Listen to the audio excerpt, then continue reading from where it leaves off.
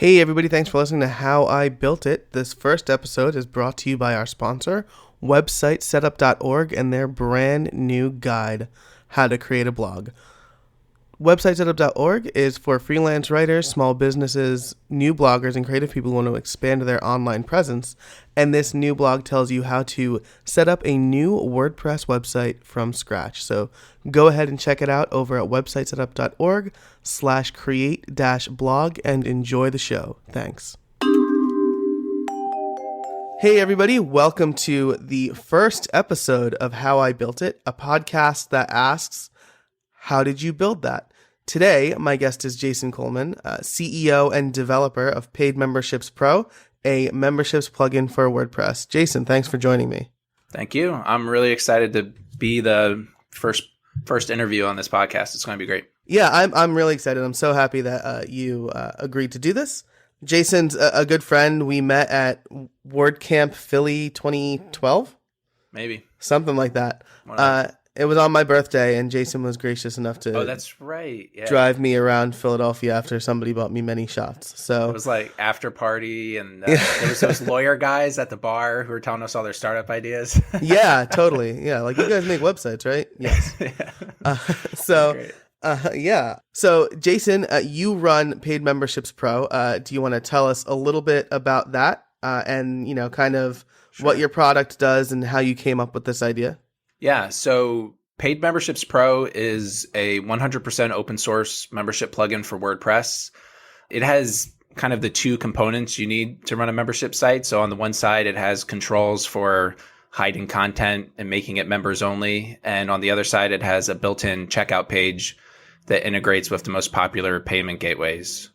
So it allows you to charge for access to your WordPress site and get paid. Yeah. What else do you want to know about the product? People use it for everything. So there's association sites that use it. Lots of small businesses use it to bill their clients. All kinds of stuff. Yeah, I mean, that's exactly it. I'm using it on, or I will be using it very soon on WPinOneMonth.com to kind of offer course memberships. So people can sign up and get a free membership and see the free videos, or they can pay the annual fee and view all of the courses that I'm putting out there. And so I'm using it because it integrates really nicely with WooCommerce, it looks like. So based on the documentation that I've read so far, but I'll get the technical support after the show. So this is one of the oldest. It's been around for a while. Yeah, right? Like when we launched it, it was before 2010 when we started working on it, and I think like it officially went in the WordPress repo in either 2010 or 2011. But at the time, there was Wishlist Member and I guess Magic Members, which were kind of closed source proprietary solutions. I think that they like obfuscated their code and they weren't really developer friendly. Mm-hmm. And there was S2 Members, which is still around, but that was early on in that product's lifetime. And I guess like WooCommerce wasn't around. There was maybe JigoShop was in its infancy, and WP Commerce was there. So those were like the traditional e-commerce plugins at the time. And there wasn't really, in my opinion, like a good developer focused membership plugin for WordPress, And so that's what we set out to build. Nice. So is that like you did that sort of research? Did you do any more research to kind of figure out like these are the features that people want and this is where other things are lacking? Or yeah, I guess we were doing WordPress consulting in general back then, and we had some e-commerce clients, and we probably had like 4 or 5 who were using our own proprietary e-commerce plugin. So we were very naive about the business aspects of things and even like the community aspects. But we had a plugin that was at the time on par or a little bit ahead of like WP e-commerce, but we only ran it on our own client websites. Meanwhile, WP e-commerce was open source and a repository and building a community and showing up at those early WordCamps. And they got thousands of people to use that software and built like a community around it. So that was in my head too at the time. Was one, that e-commerce software wasn't really applicable for membership sites. So a traditional e-commerce plugin has both like a shopping cart and a bunch of coding for shipping, but a normal membership website only has sells one membership at a time and doesn't need shipping information. So when you take that stuff and kind of inventory management like out of the e-commerce plugin, you can really streamline it for a membership site. And then there's a bunch of other stuff that membership sites need that e-commerce doesn't necessarily, which is like locking down, some pages and not others and categories and things. So that was kind of like the feature side of it. And then on the business side, so we knew like a traditional e-commerce plugin wasn't good. And then when we built it, there was other e-commerce plugins around, but they were either totally closed source and proprietary or just not really, super developer friendly. And we were like, hey, let's build the WordPress of membership plugins, make it completely open source and really developer friendly. And let's put it out there in the community so we can try to grow, as big as WP Commerce is instead of, just me and a couple other people trying to maintain it. Yeah. Awesome. So it sounds like you kind of realized that getting involved in the community was a very important aspect of it. And now you guys are really involved in the community, and your documentation is like super top notch and stuff like that, which is great. So did you, I found recently that talking with people helps a lot. Like, kind of, I've been pivoting some of my business stuff, and I kind of did things in a silo, like, I think that this works, and so I'm going to kind of pursue this direction. And then I had some conversations with some really great people, most of whom are also going to be on the show at some point. But did you talk to anybody about features or business advice or general direction to go in? Yeah. On the features side, we had like 3 clients at the time that needed the membership site. So we built it for them, and it was a real hands-on process, like getting it to work for their specific use cases. So they really helped us, and they were all in like 3 slightly different, business categories, but still like membership focused. So that helped a lot on the feature side. And then it also helps my wife and business partner, Kimberly. We work together super close, and she's kind of a UI expert. She is a UI expert. And so she has a knack for like making things easy and figuring stuff out. Whereas I'm like the programming mind, and I'm making it super complicated in programming. And she's like, no, this is what people really want to do.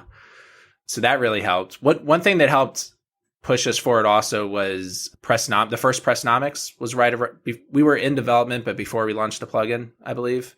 Or maybe after we launched the plugin, but as we were like tweaking the business model. Mm-hmm. And that was the first time I was really starting to get out to both that conference and other work camps and kind of talking to other plugin and theme authors who are selling and exchanging ideas on, how do we actually make money on this stuff that's also free. And it was super helpful to just know that other people were in the same boat. I remember I was frustrated at like the conversion rate of how many free users we had and how many paid users we had. So for like at the time we were making like, less than $5 for every 100 free users of the plugin, which as the plugin scales isn't so bad. But like at the time it was like, is this how it's going to be?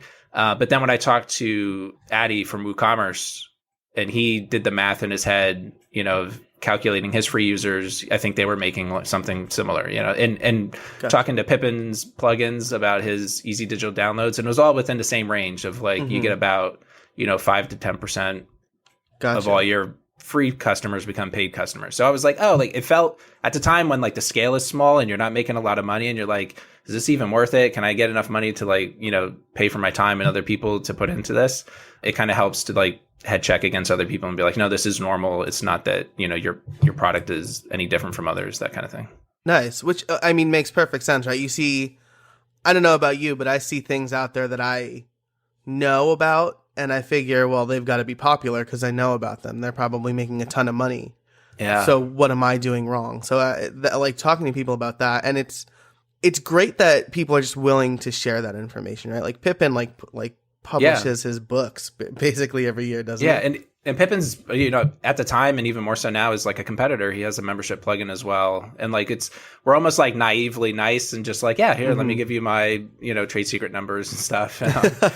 And even, WooCommerce is a competitor in some ways. And so, but yeah, at those conferences, you can really talk to other people about the business side and get some tactics for marketing and what's working and what's not working. And you could really kind of avoid going down bad paths and stuff like that. Yeah, absolutely. And I tell this to people all the time, like the fact that competitors kind of do talk to each other. I was talking to Sean Hesketh about my video tutorials for WordPress, which is exactly what he does. And I worked with him to figure out a path that won't step on his toes too much. Right. And then like will also help me by him sending people to me. So like it's very cool that where everybody's just kind of so willing to talk, and that was kind of the impetus for this show, I guess. Yeah. I mean, there's was it like a quarter of the web is running on WordPress, and things are moving so fast. Like there's a lot of business and opportunity to go around. And I guess it's also open source software. And so there is a mindset of sharing in general. Mm-hmm. And I think the companies that embrace that the most are like the ones that succeed, and companies that fight against it, like by closed sourcing their code, or even like there's a lot of companies that almost reluctantly accept like the GPL license. Like if you ask them, or like if you have your lawyer ask them about licenses, they'll tell you it's GPL2. But if you like go to the website and look in the footer, you can't really find the licensing information. That's less common now. I think people are kind of figuring out how to make money with free open source software, and also just realizing that embracing that mindset works, at least in our little corner of the web, which is becoming a big corner of the web, right? Yeah, absolutely. I guess at this point, we've talked about the idea, the research you did, the people you talked to. Why don't we ask the title question at this point? So how did you build it? You're a developer. Not everybody I have on the show is going to be a developer, so your answer is going to be very different from, say, someone else's who found the right plugins and stuff like that. But yeah, how did you build Paid Memberships Pro? From like the tools perspective, like my tools aren't so sexy, and they change all the time as I'm learning things from people. I guess the one that's kind of a bedrock of it has been, Git version control and GitHub storing the repository. It just helps us keep track of changes and makes it easier for other developers to get involved and submit patches and stuff. So that one's really big. The other things that have helped is, like I said, that embracing open source software. That's helped from like a development perspective, but also a business perspective. So one kind of marketing trick that I used at the time was when you're building a product, and you're figuring out how to market it, you either want to like put it in a brand new category that doesn't exist so that it becomes the best version of X, right? So when we launched Paid Memberships Pro, Wishlist member and Magic member and even S2 member probably like had more features than us. They had a head start. So if we were going to compete with them on features, it would have been really tough, right? If we were going to try to, market it on AdWords or affiliate marketing like Wishlist member had done, like it would have been impossible. Like they had bigger budgets than us. They had a head start. So by making it 100% open source, right? So available for free for one. S2 member is also for free, but when we launched, like all of our stuff was free. So not just the plugin, but like all the gateways and all our add-ons at the time were also free. And also like free in the free as in beer, but also like free as in speech, that like everything was on GitHub. So even if like you came to our website and it said, pay me, X dollars to download the plugin, if you're smart or you happen to stumble upon it on GitHub, like you get it, like, right? Yeah. And then also, kind of related to that, but it helped a lot too, was that we were always building it developer first. Mm-hmm. So we thought about ourselves as consultants and how we used it. And this wasn't easy, and I don't know if it's right for every product, but I think it's right for our product because we're really building a platform more than like a single solution. So a lot of people will give you flack and say like you really have to focus on the customer and the use case and the UI flow and make it as easy to use.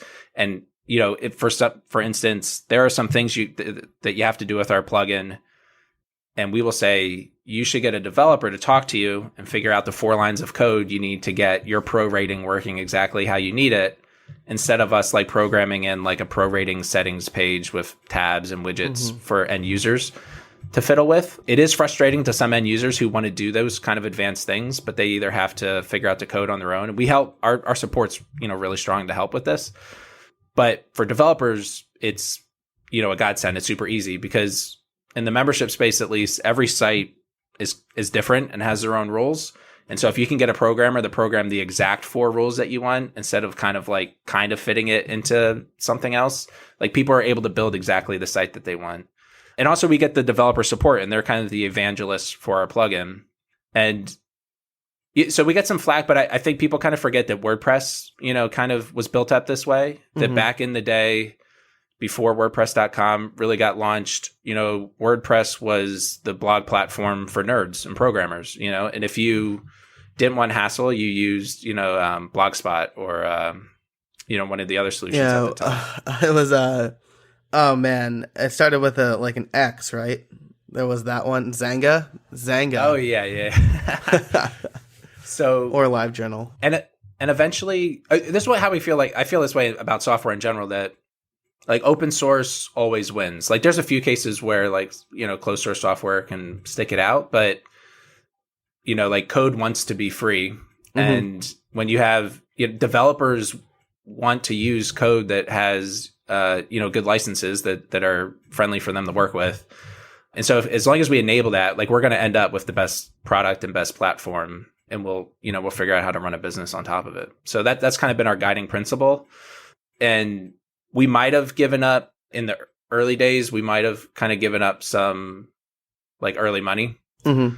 Like at different points, we, for instance, like a lot of our add-ons were free and we weren't charging for them. And so if we had put a price on them early, we would have got people who wanted those add-ons to pay us. And we put off that like kind of as long as possible. And now we use a model that a lot of plugins use where like you can still get the add-ons for free on GitHub if you want to use them. But if you're an end user downloading through our site, we charge you for downloading it through our site. Gotcha.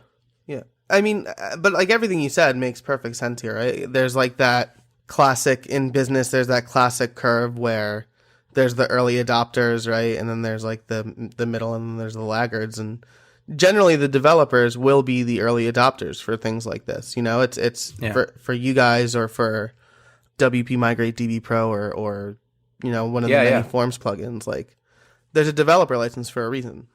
Yeah. And eventually, like what our plan is, for the future is, maybe I'm skipping 2 questions ahead. Yeah, that's all right. I said you list there. Yeah.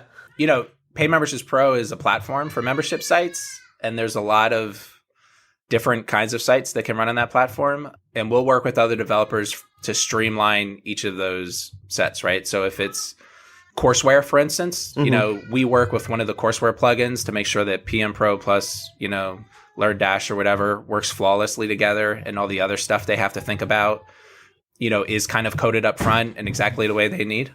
Mm-hmm. Yeah. So in the future, we'll streamline the individual use cases. And that's kind of what happened with WordPress, right? So WordPress was pretty tough, but then it's like, if you wanted to, have a sequential blog that looks like the 2012 theme, like you can launch that immediately right away, and if you want an e-commerce site, like the WooCommerce plugin makes it super easy to do a typical e-commerce plugin immediately. So we think of it the same way. Like eventually, as like the use cases solidify and the tools get better, like, things will just get more easier for people.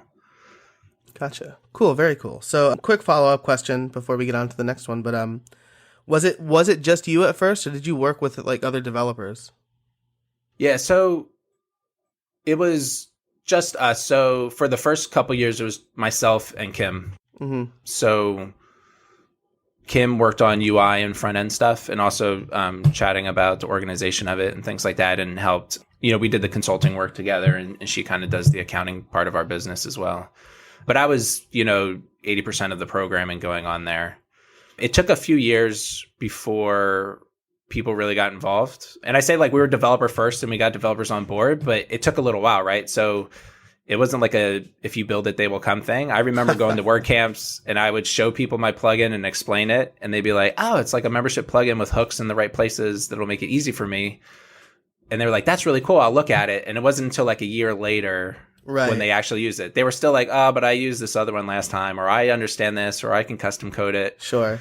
And it was like a slow build till we, got to the point where it was kind of so good and being used and being talked about that like they had to look at it. So that's kind of advice for some people who are kind of early on, is that those first couple of years, like, even though like, and even I said like we didn't compete feature wise, very quickly we started to with the other plugins. I remember someone who was evaluating membership plugins sent us like a spreadsheet, and it had like 100 features, and it was like, check all the ones that you apply to. And our coverage of those features was like 3 times what every other plugin was. Oh. And mostly because of the kind of add-on and the customized model. So a lot of them were like check marks. Yeah, use this 2 lines of code, right? So that's how we built it, was like, it's super flexible as long as you use like our library of code gists and add-ons. So yeah, so it was frustrating when it's like, ours is obviously better. We're on a good track, all this stuff, but people are using the other plugins anyway.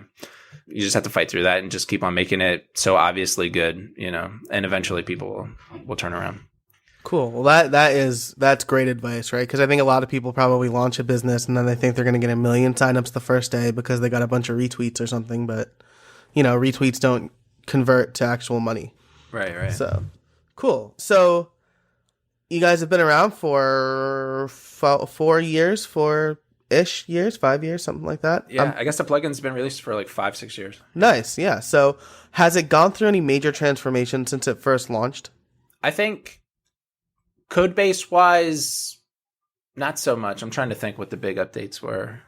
It's like a lot of iterative improvement, and then we would build, like add-ons for like the really strong use cases. But business model wise, we've changed quite a bit. We tried to launch with like a monthly support plan. So I forget it was like $10 or $20 per month. I think it was like 10 for a little bit, and then we bumped it to $20 per month. And that was a mistake for us because we realized that the value that we were delivering wasn't monthly. So gotcha. If someone was using our plugin and using our support, they would ask a couple questions the first month. We would answer them. Then their site would work, and then they kind of didn't need us anymore. And then what usually would happen is 3 or 6 months later, they'd be like, why am I paying you $20 per month? And then they would either charge back or ask for a refund and, cancel their membership. Yeah. So we switched from that monthly plan to an annual plan that made more sense. Or it was like a one-time fee. It's like, hey, you pay us, $100 now, and then we give you the support and you have access. Then a few years later, actually last summer, we started delivering updates of our add-ons off our own servers. And so we have an annual membership plan that you have to keep as long as you want to get updates from us. Mm-hmm. So some of our plugins are in the WordPress.org repository and you can get updates for free, but some of the other ones that are a little more complicated and like are going to usually require support or just, we just don't have available in the .org repository. We update through our own servers and we charge for access to that. So that was like an update where we started, again, all our stuff is on GitHub to use and explore and develop with, but if you're paying for updates and support, you pay through the site. So we're kind of putting up a paywall in more places on our website when people go to the popular add-ons they need to use. And that's been great. Like when we made the change last summer, I was really worried because we both like doubled our price from like $100 to $200, right? And then we doubled the number of places basically we were asking for money. Mm-hmm. And people like didn't bat an eye. Like we were totally undercharging. So we just quadrupled, our monthly rates and monthly income from the plugin, and it allowed us to stop, doing consulting work and hire other developers to get on board. Hey, look, I looped around to your original question. Is it just you, right? Yeah, perfect. So once we actually started charging a fair price, and then people don't blink, they need the software and they're willing to pay. We're still, it's not a lot compared to other things. We got more revenue into the system that we could hire more developers. So a little bit before that, we had like 2 part-time developers, and now we have like 6 developers doing like 20 hours a week, doing support, development, helping with documentation, things of that nature. Yeah. And we ideally, like we need more. We need like a strong lead developer. And the other thing we need is partners. So we have consulting partners pretty good now. So people who like took over our role as the company that does installations of Paid Memberships Pro. So that's been really good working with those companies. And we need kind of development partners for, like I said, those niche use cases, the premier add-ons that are being used. So other developers who want to kind of own a niche underneath us, people are interested, get in touch. There's lots of opportunity. Yeah. Awesome. We'll just tee it up for you. Are there other people like making and selling add-ons for Paid Memberships Pro? There's a few. So it's not a marketplace as much as some other plugins. And actually, I don't know if you noticed, but some of them like WooCommerce and Easy Digital Downloads, they're almost like they're going back on the marketplace idea. Because one thing I'm jealous of the marketplace is it's a really good way to engage developers early and get them committed. Like I know myself, when I built a plugin for an add-on for Jiggle Shop back in the day, I built it for a client and I kind of probably want to spend the extra hours to release it. But I was like, oh, I could make, some money in the Jiggle Shop add-on marketplace. And it turns out that wasn't a good business decision because I probably made like $100 in that marketplace. But just even a little bit kind of gives developers the appreciation that like they're a partner with you. So that's a good way to get people involved. However, like it gets complicated then because decisions get really hard. So when new functionality is required and you're like, do I put it in the core add-on, the add-on that I control 100% of the revenue, or this add-on that someone else does? Or like if the other developer doesn't support the plugin anymore, what do we do with it? So maintaining like an add-on marketplace and just the logistics of it gets really messy. Mm-hmm. At the same time, but there are some people making money off Paid Memberships Pro. Like the most famous instance are some themes that are on like not Code Canyon. What's the theme version? Theme Forest. Yeah, Theme Force. Yeah. So those themes are highly functional. They look really good and they do a lot of stuff. But one of the major selling points of a few of them are that they, have membership integration, which is basically just I bundle the free Paid Memberships Pro or now install it. And those teams have made over, millions of dollars. That's the thing I like about like the e-commerce space is like there's a report in the dashboard that tells your customers how much money they made using your plugin. Right. So it's like super easy to justify the cost of that. Like Yeah. Awesome. So there's a few random ones and we're getting more like one thing that excited me was I think it's Active Campaign, but maybe it's another one. It's an email service like MailChimp. Mm-hmm. But they, without my knowledge, hired someone else to build a plugin for Paid Memberships Pro and have them supporting it. So I always love it when like my Google Alerts pops up and it's like blah, blah, blah, add on for Paid Memberships Pro. And I've never heard of it. I wasn't involved at all. And I'm like, oh, this really is, like an ecosystem with other people out there. Wow, that's awesome. Cool. So you kind of talked about your plans for the future already. We are going to jump right to the maybe the coup de grace, right? The bonus question. Do you have any trade secrets for us? Trade secrets. So I have something it's a little serious, so I hope it's not too much of a downer, but I think it's important. And this was an important part of business that I wasn't really ready for. As soon as I started having thousands of people using my software, thousands of people paying me for stuff, and hundreds of people thousands, like giving you their feedback, right? And a lot of it's constructive and good. And a minority of it is just really biting and horrendous and scathing and hateful. So it was something I wasn't ready for, especially switching from like consulting to selling products, right? So in consulting, when someone reaches back out to you and they say, I'm really upset with this thing you did, it blew up, my website or whatever. And when 50,000 sites are running your software, every single day, some handful of them had a really big problem that either actually was caused by your software or maybe wasn't, but they think it was, right? Right, yeah. So about at least half the time, we help people figure out something else that's broken with their website. But a lot of people are really upset, and understandably, but from the consulting end of things, my instinct is to like help them, right? That I have to make this right. But when you get, a couple dozen of those every day, like I don't have all the time in the world, especially people who aren't paying us, our customers, we jump on like that, but people aren't like you just can't possibly do it. So you can't possibly make everyone happy. And when you start getting flooded with unhappiness in your inbox and your Twitter and your Facebook, it can make you depressed, right? So like a lot of people I think in this business are, they're solving problems for people and they really get a charge out of helping people. And that's why they're doing this. And then when you realize there's some people you're not helping, it bums you out. Yeah. So, and you really have to learn how to deal with that, how to like insulate yourself from it, how to take the feedback out. Like sometimes there's something really crazy, but you're like, oh, maybe that guy has a point and I'm going to file that away. That everyone's like, why don't you do this? 100%. This is the obvious feature that everyone needs, And right. Like, oh yeah. Of the $500,000 I spent and the tens of thousands of hours me and my developers have worked on, we just never thought of this thing that would take 5 hours to code, right? Like, right. We weren't doing anything else that's important. Yeah. It's like people who go to Disney World and then you're like, what Disney should do? Like, yeah. Yeah. The one thing that they didn't think of. Right. It's not that we're not trying, Yeah.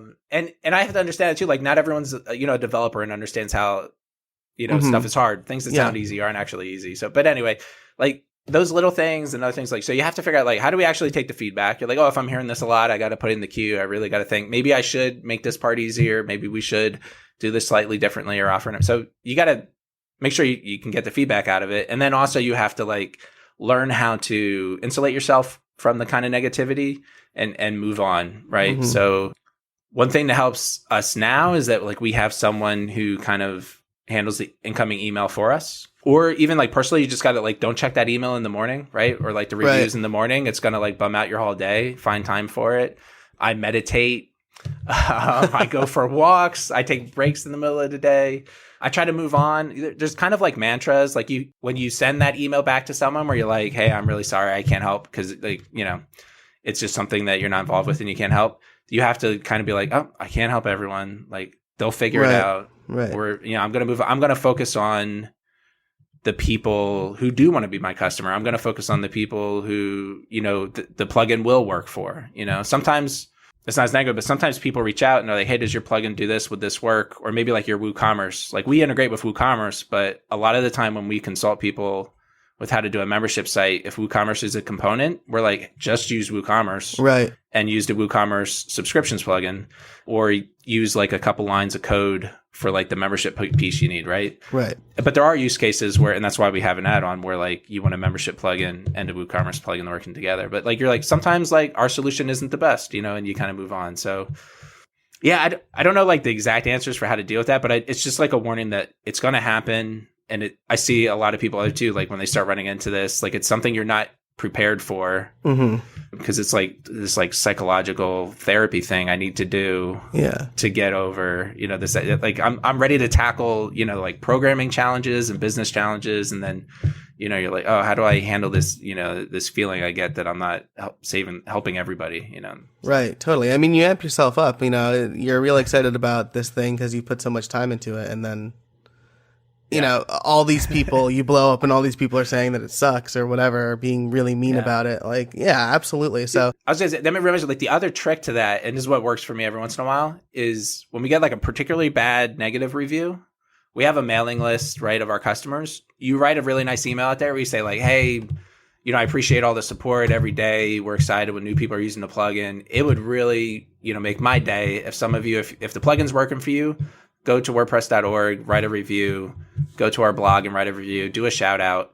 And people do, right? So like we've had like a few negative reviews, and then like when we ask people, dozens of positive reviews come in, and you're like, oh, that's why we're doing it for these people, we are at the end of our time. Jason, thank you so much for joining me.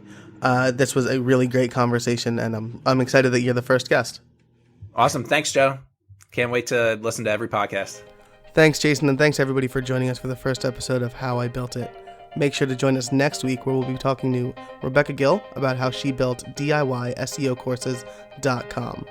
Also, thanks once again to websitesetup.org for sponsoring this episode. Make sure to check out their guide over at websitesetup.org/create-blog to learn how to create a WordPress blog from scratch. See you next week.